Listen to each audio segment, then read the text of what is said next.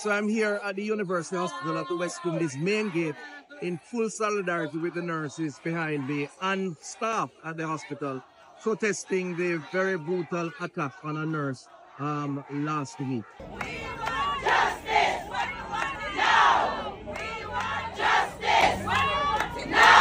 Our nurses, our doctors, all healthcare workers, they provide an essential service, life-saving service. And this service goes 24/7, 7 days a week.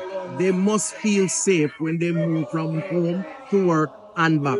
And as a society, we need to give them 150% support.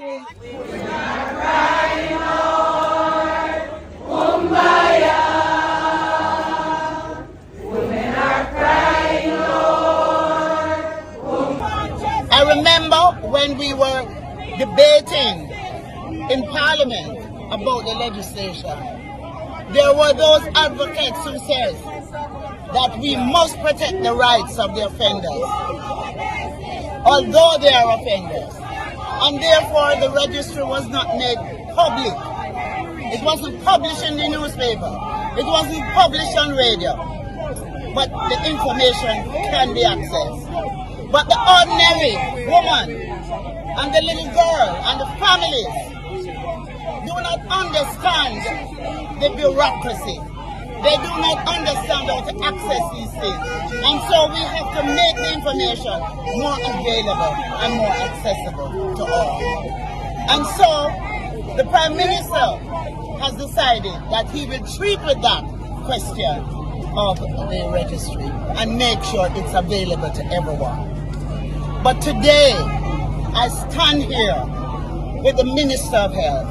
Today, I stand here with the Minister of State in the Ministry of National Security. Today, I stand here with representatives from the opposition. And I'm saying to you, it's not about politics. And no one must exploit the hardships that as women we are going through and the violence that we are facing. We must be at one.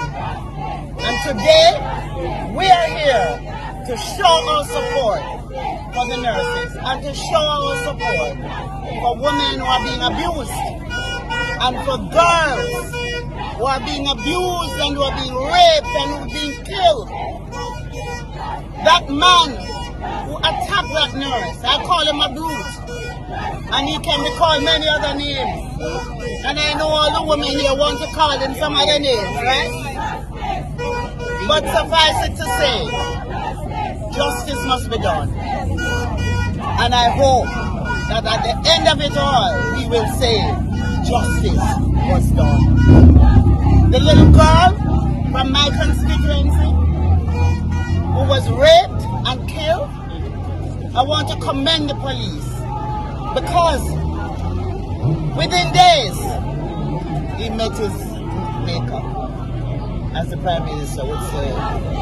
Yes, he could have gone through the justice system, but he committed that offense 3 times.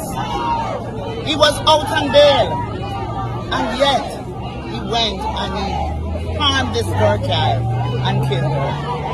And so, I want to thank the police for the quick action. I want to commend them. And we are in a country that is led by a Prime Minister who is committed to ensuring that justice is done.